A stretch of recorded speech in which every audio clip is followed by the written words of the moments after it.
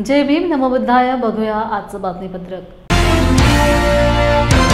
कर्नाटकातील धम्मसेवक भारती प्रभू यांच्या नेतृत्वात बौद्ध धम्माचा प्रचार प्रसार करत तामिळनाडू, कर्नाटक, पांडिचेरी, तेलंगणा मार्गे महाराष्ट्रात प्रथम नांदेड येथे दाखल झालेल्या अशोका आंबेडकर धम्मयात्रेचे भिक्खू संघ व बौद्ध उपासक उपासिकांच्या वतीने जंगी स्वागत करण्यात आले. सम्राट अशोकाच्या 10 फूट उंचीच्या पुतळ्यासह ढोल ताशे लेझिमच्या गजरासह शहरातून निघालेल्या या धम्मयात्रेचे ठिकठिकाणी स्वागत करण्यात येत होते. हर्षनगरातील संबोधी विहारात भिक्खू विनय बोधिप्रिय महाथेरो यांच्या मार्गदर्शनाखाली धम्मसभा घेण्यात आली. पुढे ही धम्मयात्रा औरंगाबाद मार्गे नागपूरला रवाना करण्यात आली. धम्मयात्रा यशस्वी पार पाडण्यात धम्मसेवक राहुल कोकरे, नितीन एंगळे व कुणाल महागडे यांनी परिश्रम घेतले. या धम्मयात्रेत शहरातील व परिसरातील बौद्ध उपासक उपासिका मोठ्या संख्येत सहभागी झाले होते.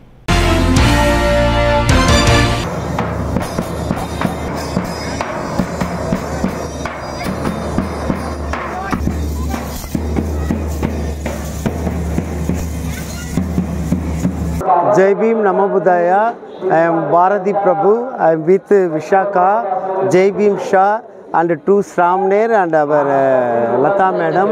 We are conducting Ashoka Ambedkar Dhamma Yatra for peace and fraternity to all world people.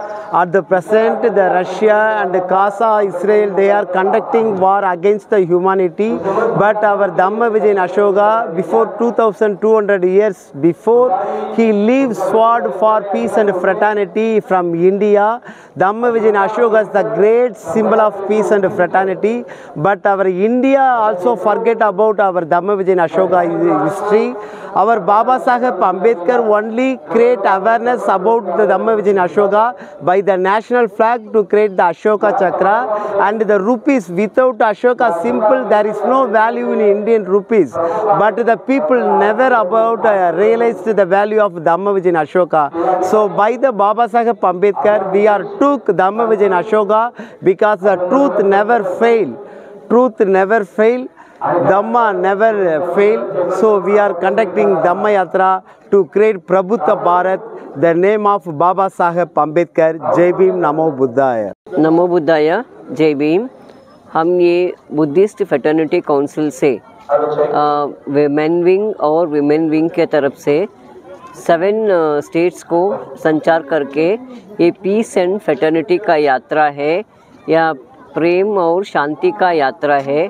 भगवान अंबेडकर अशोक सम्राट देवनाम प्रिय अशोका का और बाबा साहेब डॉक्टर BR अंबेडकर बाबा साहेब का सैक्रिफाइस के हिसाब से ये यात्रा कर रहे हैं. ये तीसरी साल का यात्रा है. पहले का यात्रा का ये प्रतिमा 10 फुट का प्रतिमा हमने दीक्षा भूमि में स्थापन किया है और दूसरा का प्रतिमा बोध गया में स्थापन करने के लिए प्रस्ताव रखा है और ये तीसरा यात्रा है. इसको हम कलिंग में स्थापन करेंगे. दीक्षा भूमि में संचार करके फिर ये कलिंग में स्थापन करेंगे. इसका आयोजक mister Bharati Prabhu from Chennai, doctor Bharati Prabhu, पूरा साउथ इंडिया का आयोजक अप टू महाराष्ट्र और कलिंग का आयोजक भारती प्रभु है. बहुत श्रम करके धम्म को प्रचार करने के लिए और बाबा साहेब और सम्राट देवनाम प्रिय अशोका का पूरा गुणों का प्रचार करने के लिए, उनका त्याग का प्रचार करने के लिए बहुत श्रम दान दिया है उन्होंने. अशोका आंबेडकर धम्मयात्रा आज नांदेड शहरामध्ये आली होती. तमिळनाडू, केरळ, कर्नाटका, पांडिचेरी, तेलंगणा आणि महाराष्ट्र अशा 7 राज्यामध्ये ही यात्रा जी आहे ती भ्रमण करत आहे. या धम्मयात्रेला नाव अशोका आंबेडकर आहे. त्याचा उद्देश फार स्पष्ट आणि फार स्वच्छ आणि अतिशय महत्त्वाचा आहे. तथागतांच्या परिनिर्वाणानंतर महान सम्राट अशोकांनी बौद्ध धम्माचा प्रचार आणि प्रसार केला. फार वेगवेगळ्या स्वरूपामध्ये संपूर्ण जगाला ठाऊक आहे. आशिया खंडामध्ये वेगवेगळ्या देशात बौद्ध भिक्षू पाठवून श्रीलंकेमध्ये तर त्यांनी आपल्या मुलाला भिक्षू बनवले, महेंद्र, आणि मुलीला भिक्षूने बनवले, संघमित्रा यांना श्रीलंकेत बौद्ध धर्माच्या प्रचारासाठी पाठवलं. भगवान बुद्धाचा उपदेश 82,000 स्कंदामध्ये 82,000 विषयात आहे. भगवान बुद्धाच्या काळातील त्यांच्या सान्निध्यातील भिक्षूंनी त्याला 2000 स्कंद जोडले आणि असं मिळून त्रिपिटकामध्ये बुद्धाचा उपदेश हा 84,000 धर्मस्कंदामध्ये आहे. तर हे 84,000 धर्मस्कंद असल्यामुळे हा उपदेश 84,000 धर्मस्कंदात असल्याच्या हेतूने भगवान बुद्धाच्या धम्माचं ते अस्तित्व राहावं यासाठी अशोक सम्राटांनी आशिया खंडातल्या वेगवेगळ्या देशामध्ये 84,000 स्तूप निर्माण केले आणि हा संपूर्ण इतिहास या देशामधून जवळजवळ लोप पावत चाललेला होता. वैदिक धर्म हिंदू धर्मामध्ये रूपांतरित झाला आणि हिंदू धर्माने आक्रमण केली, अनेक ठिकाणी मुस्लिमांनी आक्रमण केले, अनेक ठिकाणी जैनांनी आक्रमण केली. परंतु आधुनिक काळामध्ये डॉक्टर बाबासाहेब आंबेडकरांनी अशोक सम्राटांचा आदर्श डोळ्यासमोर ठेवून या देशामध्ये निशस्त्र अशी धम्मक्रांती घडवून आणली 1956च्या विजयादशमीला. तर एका आधुनिक काळातल्या टोकाचे महापुरुष सम्राट अशोक आणि मॉडर्न एजमधले आधुनिक काळातले इतिहास काळातले महापुरुष सम्राट अशोक आणि आधुनिक काळातले महापुरुष डॉक्टर बाबासाहेब आंबेडकर या दोघांचं जे धम्म कार्य आहे, धम्म प्रचाराचं आणि प्रसाराचं, ते या जगामध्ये आधुनिक जगाला पटावं आणि ते कळावं आणि कृतज्ञता त्यांच्यामध्ये असावी, हा एक उद्देश अशोक आंबेडकर धम्मयात्रेचा आहे. नांदेड येथील संबोधी बुद्ध विहार हर्षनगर या ठिकाणी या यात्रेचा समारोप झाला. फार उत्स्फूर्तपणे या यात्रेला नांदेड शहरातील बौद्ध जनांनी प्रतिसाद दिला. सर्वांचे धन्यवाद, सर्वांचे मंगल हो, सर्वांचे कल्याण हो, सर्वांचे जय भीम. हा सर्वांना जय भीम. मी नितीन एंगडे, नांदेड. आज 23 सप्टेंबर 2025 रोजी अशोक धम्म यात्रा ही केरळहून नांदेड येथे आलेली आहे. ही धम्म यात्रा 30 दिवस चालणार आहे. केरळ राज्यातून याची सुरुवात झालेली आहे. केरळ, तामिळनाडू, पाँडिचेरी, आंध्र प्रदेश, तेलंगणा आणि महाराष्ट्र या 7 राज्यातून ही यात्रा जाणार आहे. तर आज 23 तारखेला ही यात्रा नांदेड इथे आलेली आहे. तर या यात्रेचं आयोजन इथं कुणाल महागडे, मी नितीन एंगडे आणि सर्व मित्रमंडळी यांनी आयोजन केलेलं आहे. नांदेडच्या हर्षनगर येथे या रॅलीचं स्वागत करण्यात आलेलं आहे. या रॅलीचं मुख्य आयोजक भारती प्रभू हे तमिळनाडूचे आहेत. या रॅलीचं हे 3रं वर्ष आहे. ही रॅली पहिल्या वर्षी 2 वर्षापूर्वी सुरुवात झाली होती. तेव्हा नांदेडमध्ये होती. नांदेडच्या जनता कॉलनी येथे या रॅलीचं स्वागत केलं होतं. आता हे 3रं वर्ष आहे. तर ही रॅली नांदेडमधून पुढे औरंगाबाद, नागपूर येथे या रॅलीचं समारोप होणार आहे 1 ऑक्टोबरला. आणि हे तमिळनाडूचे लोक तर नागपूरच्या दीक्षाभूमीला आपलं धम्मदीक्षा निमित्त तर सम्राट अशोकांचा हे पुतळा डोनेट करणार आहेत. एक 7 फुटाचा सम्राट अशोकाचा पुतळा आहे, तो डोनेट करणार आहेत. तर केरळ आपले साऊथ म्हणजे दक्षिण भारतातले आपले हे बांधव सातत्याने म्हणजे आपल्याला ही जाणीव करून देत आहेत की बाबा आम्ही म्हणजे महाराष्ट्र हे इथं येण्याचं एकच कारण आहे की बाबा आम्ही हे करतोय, तर तुम्ही बी हे म्हणजे या पद्धतीनं म्हणजे सम्राट अशोकाचा गौरव करा, इतिहास लोकांना सांगा. या रॅलीचा एवढाच उद्देश आहे त्यांचा की सम्राट अशोकाचा इतिहास, बुद्ध धम्माचा इतिहास या रॅलीच्या माध्यमातून वेगवेगळ्या राज्यातून दक्षिणमधून ते महाराष्ट्रापर्यंत दीक्षाभूमीपर्यंत या रॅलीचा इतिहास सांगत जाण्याचा या रॅलीचा यांचा उद्देश आहे. नमो बुद्धाय, जय भीम. मी धम्मसेवक राहुल पोखरे. आज या ठिकाणी केरळ राज्यातून आलेली धम्मयात्रा, या धम्मयात्रेचं नांदेड नगरीमध्ये भव्य असं स्वागत झालं. या धम्मयात्रेचा उद्देश जो त्या काळामध्ये सम्राट अशोक राजांनी आपले मुलगी आणि मुलगा धम्मासाठी देऊन दायक झाले आणि त्या काळामध्ये जो आहे तो धम्माचा प्रचार प्रसार केला. आणि या काळामध्ये म्हणजे 1956ला डॉक्टर बाबासाहेब आंबेडकरांनी धम्माचा प्रचार प्रसार केला, पुनर्जीवन केलं धम्माचं. या धम्माचा उद्देश घेऊन अशोका आंबेडकर ही यात्रा दरवर्षी येत असते. ज्ञानंद त्या यात्रेचं आगमन झालं, त्याचं फार मोठ्या प्रमाणामध्ये या ठिकाणी स्वागत झालं आणि हा कार्यक्रम पूर्णपणे यशस्वी झालेला आहे. भारतरत्न डॉक्टर बाबासाहेब आंबेडकर यांच्या वास्तव्याने लंडन हाऊस ही वास्तू पुनीत पावन झालेली आहे. लंडन हाऊसला भेट हा आयुष्यातील सर्वात मोठा आनंदाचा दिवस आहे. या वास्तूला भेट देऊन कृतार्थ झालो अशी भावना वैद्यकीय शिक्षण मंत्री हसन मुश्रीफ यांनी व्यक्त केली. नामदार मुश्रीफ यांच्यासह कोल्हापूर KDCC बँकेचे संचालक मंडळाने लंडन हाऊसला भेट देऊन भारतरत्न डॉक्टर आंबेडकर यांना अभिवादन केले. यावेळी माजी आमदार KP पाटील, गोकुळचे संचालक युवराज पाटील, माजी आमदार राजूबा बावळे, आमदार डॉक्टर राजेंद्र पाटील उपस्थित होते. भारतरत्न डॉक्टर बाबासाहेब आंबेडकर साहेबांच्या आज लंडनमध्ये ज्यावेळा ते लंडन स्कूलमध्ये शिकायला होते त्यावेळेला या घरामध्ये ते पेइंग गेस्ट म्हणून राहत होते.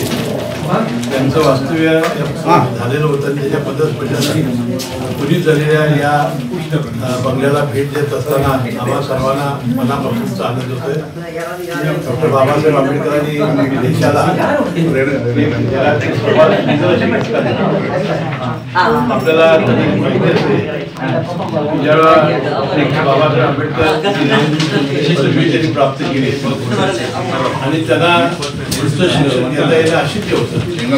तर अतिशय प्रतिकूल परिस्थितीमध्ये गरीब समाजामध्ये दलित घरामध्ये कुटुंबामध्ये एक जन्मलेला व्यक्ती हा पदवीधर होऊ शकतो ते ऐकून आमचे छत्रपती राजर्षी शाहू महाराज त्यांना फार मोठा आनंद झालेला होता.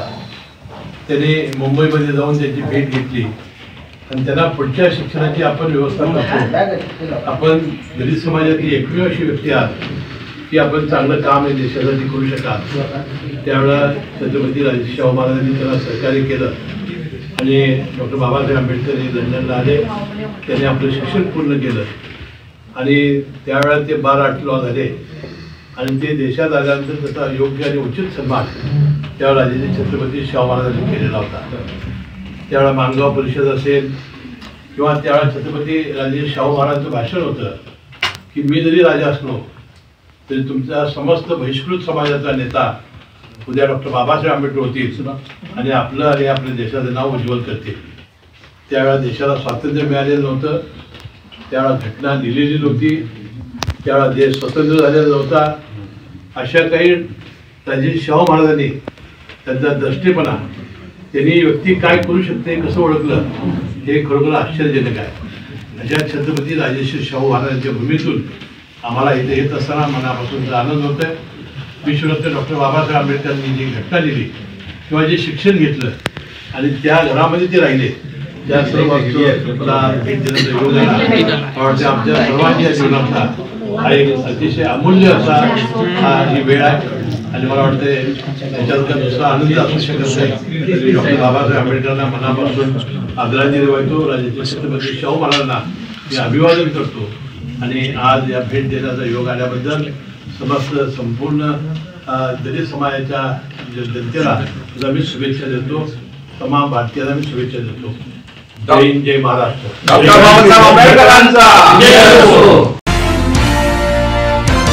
मोताळा तालुक्यातील उबाळखेड, गुळभेरी, नळकुंड, खामखेड, राहेरा, खडकी तसेच बुलढाणा तालुक्यातील पाडळे, गुम्मी, तारडखेड, मड, इजलापूर या भागांमध्ये 2 दिवसांपूर्वी ढगफुटी सदृश अतिवृष्टी झाली असून या मुसळधार पावसामुळे शेतकऱ्यांच्या पिकांचे अतोनात नुकसान झाले आहे. आज शिवसेना उद्धव बाळासाहेब ठाकरे प्रवक्ते ॲडव्होकेट जयश्री शेळके यांनी या नुकसानग्रस्त भागाची पाहणी केली.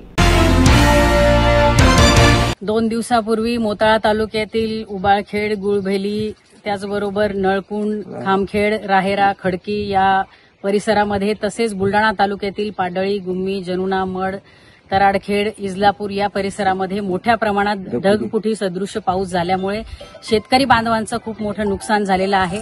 आज या ठिकाणी शेतकरी बांधवांचं जो काही हातातोंडाशी आलेला घास होता तो निसर्गाने हिरावून घेतलाय आणि शासन मात्र बघ्याची भूमिका घेऊन बसलेला आहे. आज केवळ काल तुटपुंजी मदत शासनानं जी जाहीर केली ती जुलै-ऑगस्टची अतिवृष्टीची मदत जाहीर केली. आज जो काही 2 दिवसापूर्वीच्या पावसाने बुलढाणा जिल्ह्यामध्ये मोठ्या प्रमाणात नुकसान झालंय त्याची नुकसान भरपाई तातडीने शासनाने दिली पाहिजे आणि केवळ तोंडाला पानं पुसण्याचा प्रकार करू नये तर ताबडतोब कर्जमाफी ही जाहीर झाली पाहिजे.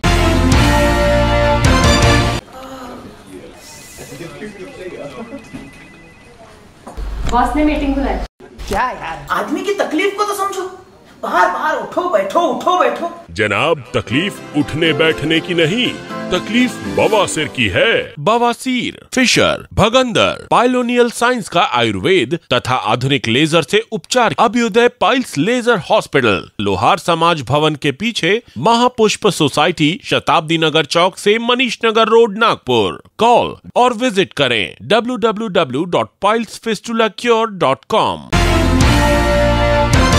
नांदेड शहरात प्रादेशिक परिवहन कार्यालयाअंतर्गत ऑटो चालक मालक यांच्यावरती दंड आकारण्याची मोहीम सुरू असून ती तात्पुरती स्थगित करून वाहनावरील आकारलेला दंड माफ करून ऑटो चालक मालकांना दिलासा देण्यात यावा या आशयाचे निवेदन ऑल इंडिया पॅन्थर सेनेच्या वतीने जिल्हाध्यक्ष माधव भालेराव यांच्या नेतृत्वात शिष्टमंडळाच्या वतीने जिल्हाधिकाऱ्यांना देण्यात आले।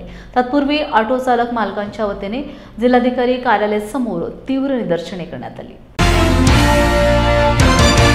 पोलिसांची दादागिरी चालणार नाही। डॉक्टर बाबासाहेब आंबेडकरांचा, डॉक्टर बाबासाहेब आंबेडकरांचा।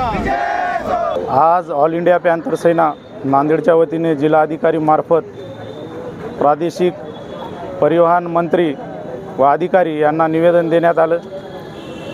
मी Madhav Bhalerao, All India Panther Sena जिल्हा अध्यक्ष।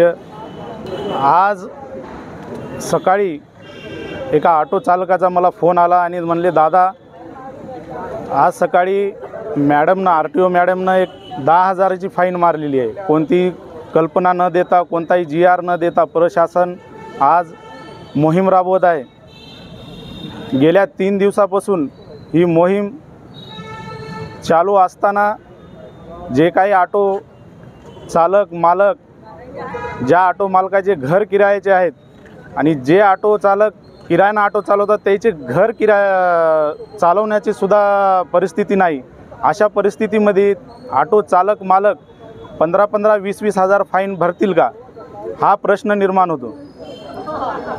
तात्काळ प्रशासनाने जर या आमच्या मागणीची दखल घेतली नाही तर येत्या 30 तारखेला All India Panther Sena Nanded auto युनियनच्या माध्यमातून धरणे आंदोलन करण्याचे ठरवले आहे। मी भैयासाहेब शिवाजी कसबे, ऑटो युनियन अध्यक्ष, ऑल इंडिया पॅन्थर सेनेकडून ऑटो युनियन पॅन्थर ही संघटना चालवत आहे। गेल्या 2 दिवसापासून हे RTOची मोहीम न सांगता, न GR देता, न काही कल्पना न देता हे अचानक मोहीम कशी चालू झाली। आणि अचानक चालू झाल्यानंतर जे ऑटोवर जे त्यांची परिस्थिती नाही, एक 400-500 रुपये हे त्यांना करणंही, आज ऑटो एवढे वाढलेले आहेत नांदेडमध्ये, 400-500 रुपयासाठी पण महाग आहेत।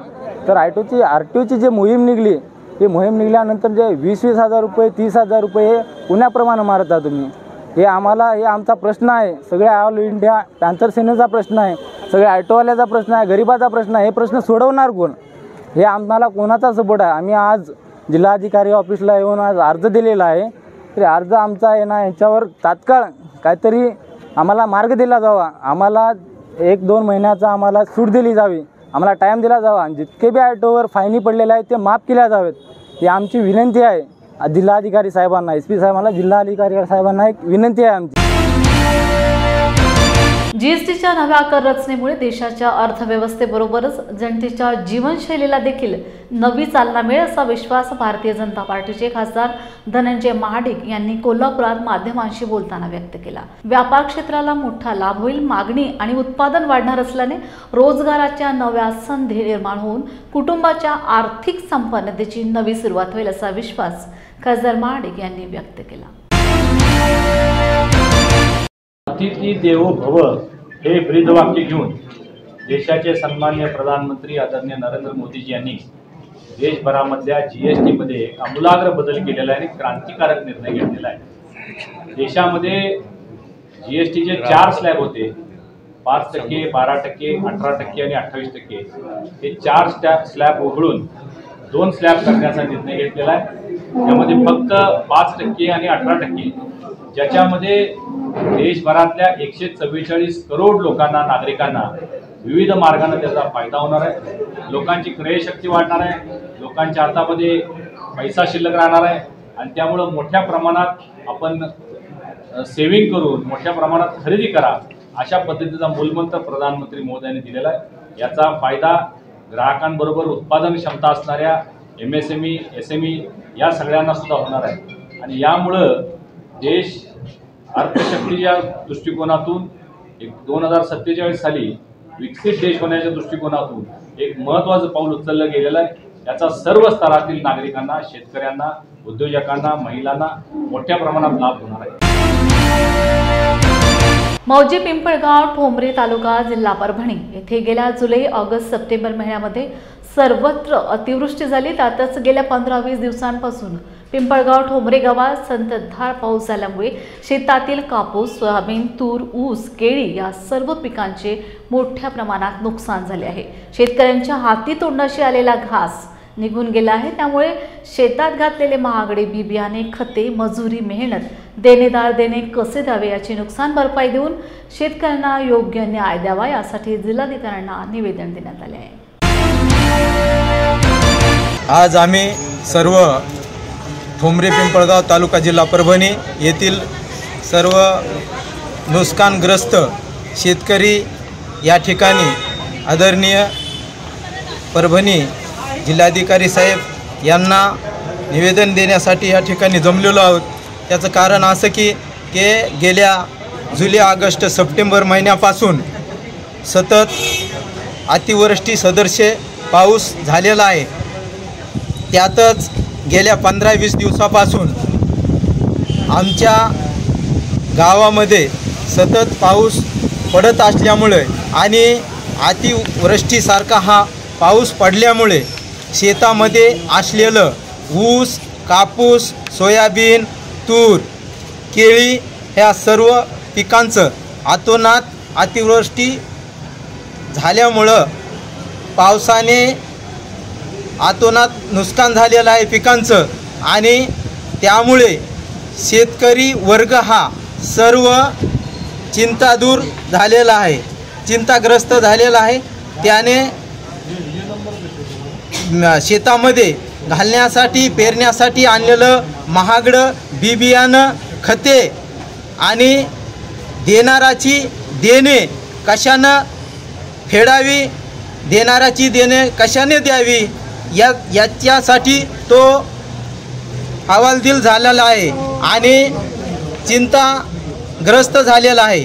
म्हणून आम्ही या निवेदनाद्वारे आदरणीय जिल्हाधिकारी साहेबांना विनंती केलेली आहे की आमच्या शेतामधील जे अतिवृष्टी पावसामुळे पिकांचं अतोनात नुकसान झालेलं आहे त्या पिकांची पाहणी करून परभणी तालुक्यातील जांब मंडळातील मौजे ठोंबरे पिंपळगाव हे गाव अतिवृष्टी यादीमध्ये समाविष्ट करून सरसकट शेतकऱ्यांना आर्थिक मदत करावी, नुकसान भरपाई द्यावी ही कळकळीची नम्र विनंती आम्ही या निवेदनाद्वारे आदरणीय कलेक्टर साहेब यांना केलेली आहे।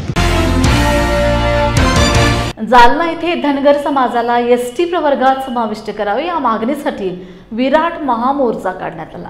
या मागणीसाठी धनगर योद्धा दीपक बोराडे हे दिनांक 17 सप्टेंबर पासून उपोषणास बसले असून आज त्यांचा उपोषणाचा 8वा दिवस आहे। तसेच धनगर समाज बांधवांना विराट महामोर्चामध्ये मोठ्या संख्येने उपस्थित राहण्याचे आवाहन केले होते। त्या आवाहनाला प्रतिसाद देत लाखोंच्या संख्येने वृद्ध महिला, पुरुष, तरुण तरुणी, लहान मुले, विद्यार्थी राज्यभरातून सहभागी झाल्याचे पाहायला मिळाले आहे।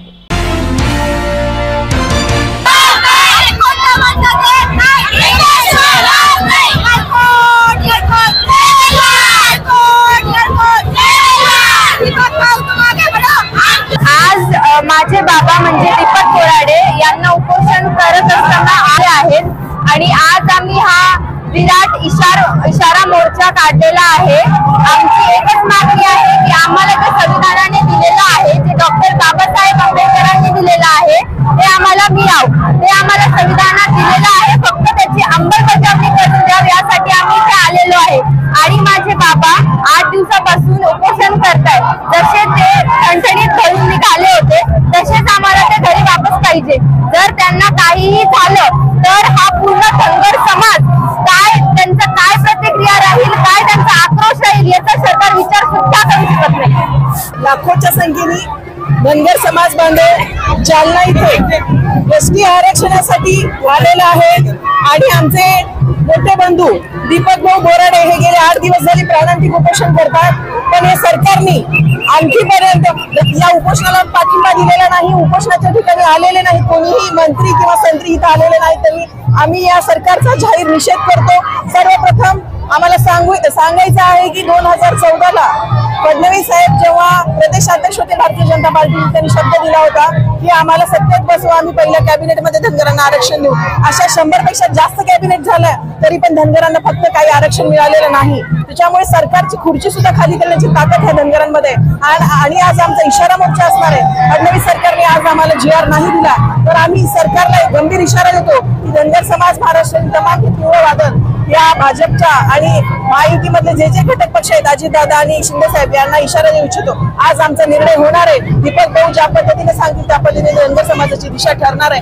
कारण आम्हाला सरकारने बघा, एकाला दुसरा न्याय, जालनामध्ये किती मोठं आंदोलन उभं झालेलं आहे प्रत्येक समाजाचं, पण सरकार इथं पायगडा घालतं. मुख्यमंत्री येतात उपोषणाच्या ठिकाणी. मग एका मराठा समाजासाठी जर मुख्यमंत्री येऊ शकतात जरांगेसाठी, तर मग संविधानिक पद्धतीने मागणी करणारे आमच्या दीपक भाऊसाठी मुख्यमंत्री कधी येणार? हा आमचा सरकारला इशारा आहे आणि सवाल आहे. तुम्ही जर मुख्यमंत्री इथे नाही आले तर आम्ही कोणीही इथून उठणार नाही, आम्ही जालना सोडणार नाही. मुख्यमंत्री साहेबांनी इथं आलं पाहिजे, ही आमची मागणी आहे. 8 दिवस झाले सरकार दखल घेत नाही, कारण सरकार जातीवादी आहे. सरकारला फक्त शिव्या देणाऱ्या, आईवरून शिव्या देणाऱ्या लोकांची सरकार काळजी करतं, कारण ते त्यांचे जावई आहेत.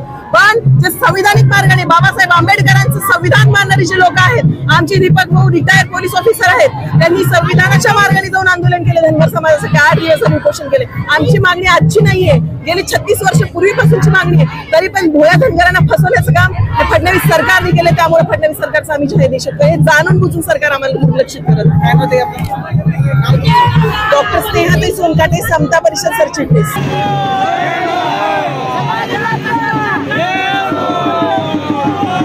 की आमचे उपोषणकर्ते दीपक भाऊ बोराडे गेल्या 8 दिवसापासून अन्नपाण्याचा त्याग केलेला आहे आणि समाजासाठी या ठिकाणी उपोषण करत आहे.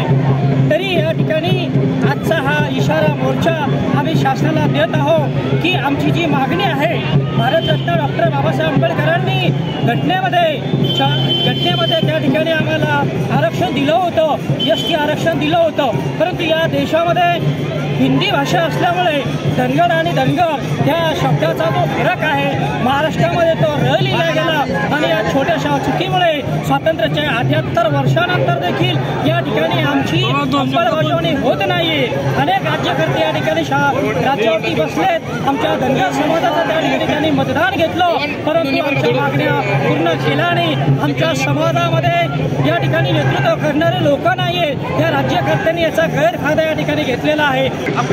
उपनगर अध्यक्ष मुदखेड नांदेड जिल्हा, आमचे धनगर समाजाचे दीपक भाऊ बोराडे हे मागील 8 दिवसापासून उपोषणाला बसले असून आम्ही सर्व धनगर समाज बांधव शासनाला विनंती वजा इशारा देतो.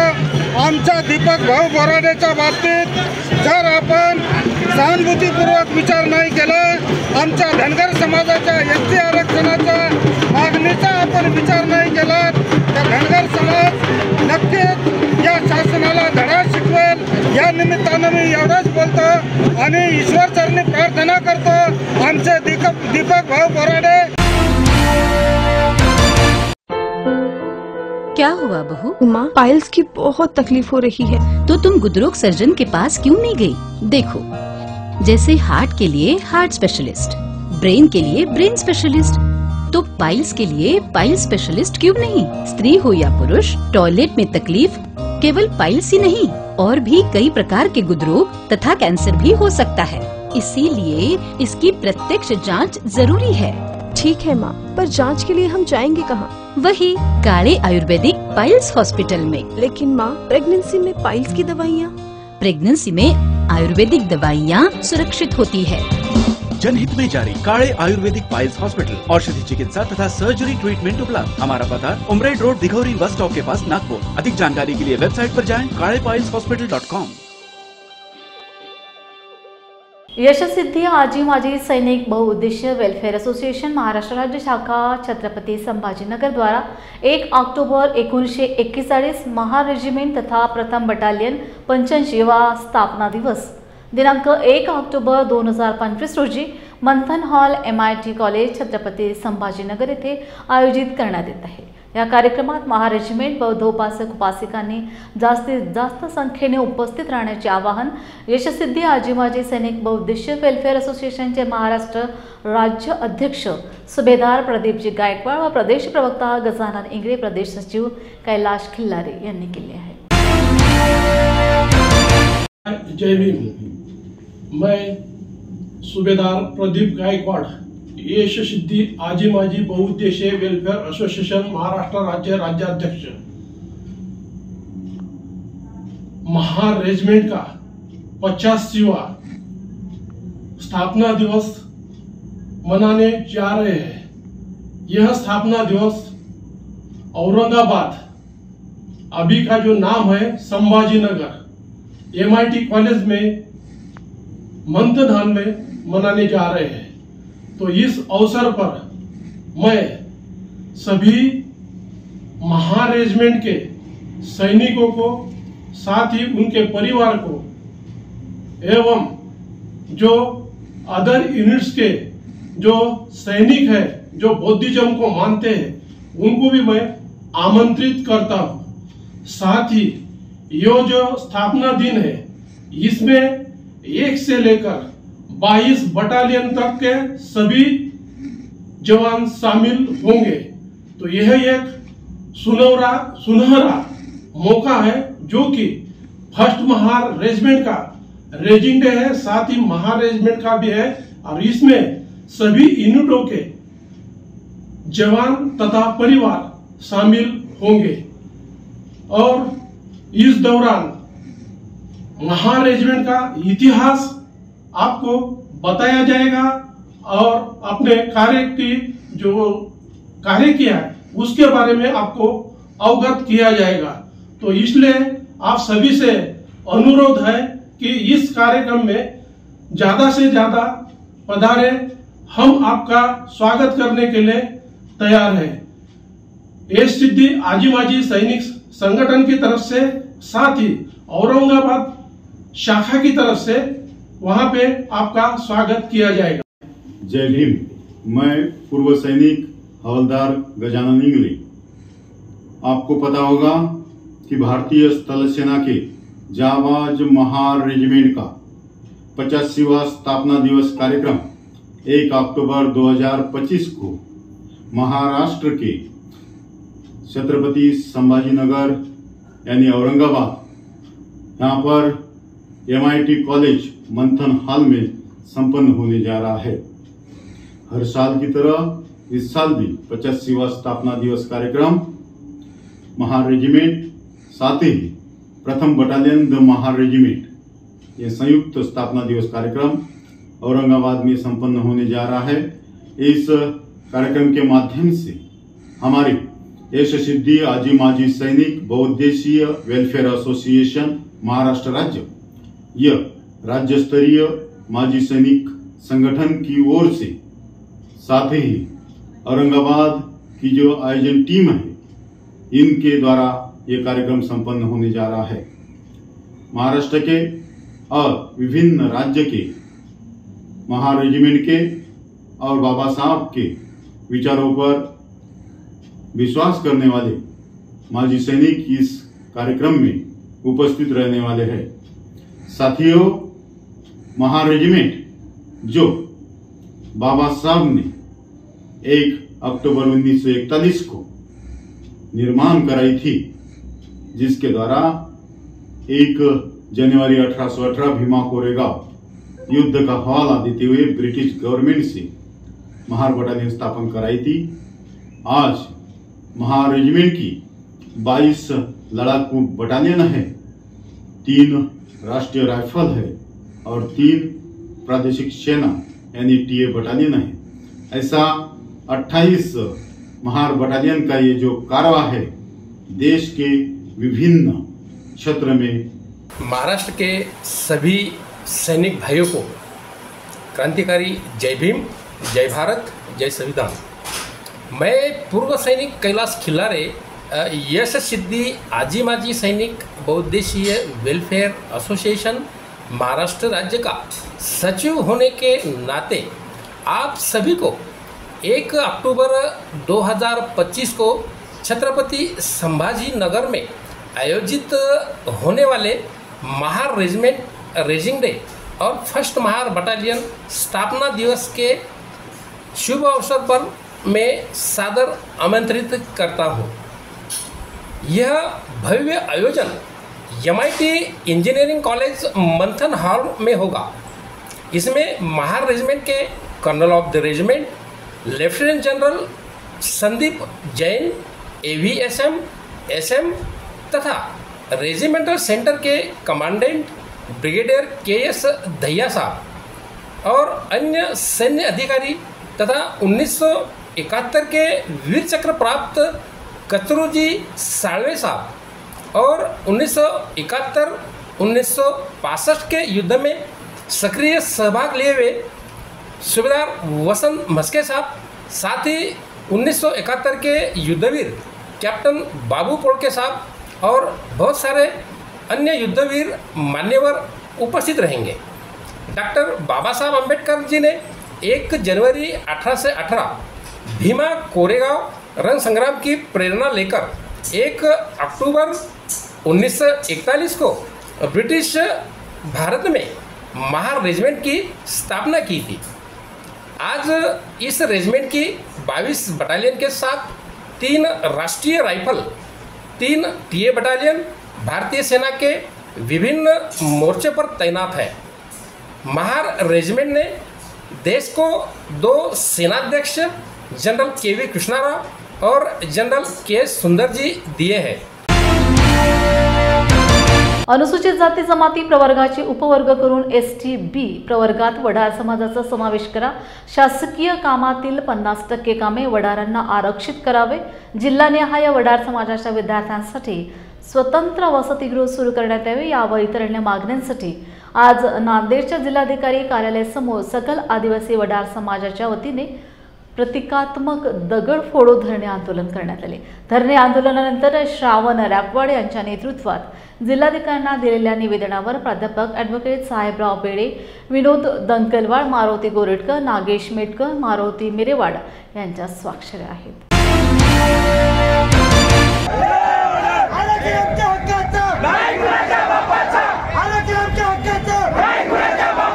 माझा वडार समाज आपल्या रक्ताचं पाणी करून, रक्ताचं घाम करून, कष्ट करून या देशाच्या आणि राज्याच्या प्रगतीत दळणवळणाची रस्ते, टोलेजंग प्रशासकीय इमारती, सिंचनाची धरणे बांधून या राज्याच्या प्रगतीत सहभाग नोंदवणारा, वाटा उचलणारा समाज आहे। या समाजाला शासन, प्रशासन आणि लोकप्रतिनिधी यांनी दुर्लक्ष करून प्रचंड अन्याय केलेला आहे। या अन्यायाच्या विरोधात हा वडार समाज आता जागा झालेला आहे। केवळ एका हाकेवर हा समाज एकत्र येऊन आपल्या आरक्षणासाठी, वडार समाजाला अनुसूचित जमातीचं आरक्षण मिळावं ही मुख्य मागणी आणि काही स्थानिक मागण्या घेऊन या ठिकाणी रस्त्यावर प्रतिकात्मक दगडफोडो आंदोलन, धरणे आंदोलन करून या ठिकाणी आपल्या मागण्या सरकारपर्यंत पोहोचवण्याचं काम केलेलं आहे। मागण्या मान्य नाही झाल्या तर काय पुढचं पाऊल असेल? ही सुरुवात आहे, नांदेडचं पहिलं आंदोलन आहे। संपूर्ण महाराष्ट्रात सर्व जिल्ह्यामध्ये सेम आंदोलन होतील आणि त्यानंतर जर मागण्या मंजूर झाल्या नाहीत तर ज्या हातोडीनं रस्ते बांधलेले आहेत, ज्या हातोडीनं दगड फोडून प्रशासकीय इमारती बांधलेत, गड किल्ले बांधलेत, त्याच हातोडीनं मंत्रालयाची इमारत पाडण्यासाठी वडार समाज मुंबईला पोहोचू शकतो। आमची आजची मूळ मागणी आम्हाला ST मध्ये आरक्षण भेटावे अशी वडार समाजाची मागणी होती। त्याप्रमाणे धरणे आंदोलन होतं, त्याप्रमाणे धरणे आंदोलन केलं, आमच्या मागण्या मांडल्या आणि कलेक्टर ऑफिसमध्ये आम्ही निवेदन दिलं आणि ह्यानंतर आम्ही जिल्ह्यात असंच धरणे आंदोलन मांडू आणि त्यानंतर पूर्ण महाराष्ट्रभर आम्ही एकत्र जमू आणि मंत्रालयापर्यंत मोर्चा नेऊ। सर, आपण एक ॲडव्होकेट आहात, विद्यार्थी आहात, सगळ्याच जाती आता आरक्षण मागायला लागले, त्याबद्दल तुमचे विद्यार्थी म्हणून काय सांगा? सर, ह्याच्यामध्ये जे आता मराठा समाजाला हैदराबाद गॅजेटर लागू केलंय त्याचप्रमाणे महाराष्ट्र गॅजेटेरमध्ये आम्ही ST मध्ये आहोत हे असं नोंद असल्यानंतर हे नोंदी जे आतापर्यंत आमचे आहेत तसे आम्ही निदर्शनास आणून देऊ आणि न्याय मागू। कोल्हापूरमधील दसरा महोत्सवाचा राज्य शासनाने नुकताच राज्याच्या प्रमुख महोत्सवात समावेश केला आहे। आपल्यासाठी ही अभिमानाची बाब असून दसरा महोत्सव अधिक व्यापक आणि सर्वसमावेशक जनोत्सव बनवण्याच्या दृष्टीने विचार करूया असे प्रतिपादन खासदार श्रीमंत शाहू महाराज छत्रपती यांनी केले। त्यांच्या हस्ते दसरा चौक येथे शाही दसरा महोत्सवाचे उद्घाटन संपन्न झाले। त्यावेळी ते बोलत होते। या प्रसंगी जिल्हाधिकारी अमोल येडगे, पोलीस अधीक्षक योगेश कुमार गुप्ता, आयुक्त के मंजुलक्ष्मी व नागरिक उपस्थित होते। खासदार धनंजय महाडिक यांनी मुख्यमंत्री देवेंद्र फडणवीस यांचे त्यांनी दसरा महोत्सवाला राज्य महोत्सवाचा दर्जा दिल्याबद्दल आभार मानले। जय भीम इंडियाच्या बातमीपत्रात वेळ झाली इथेच थांबण्याची। पुन्हा भेटूया ताजा घडामोडी घेऊन। जय भीम।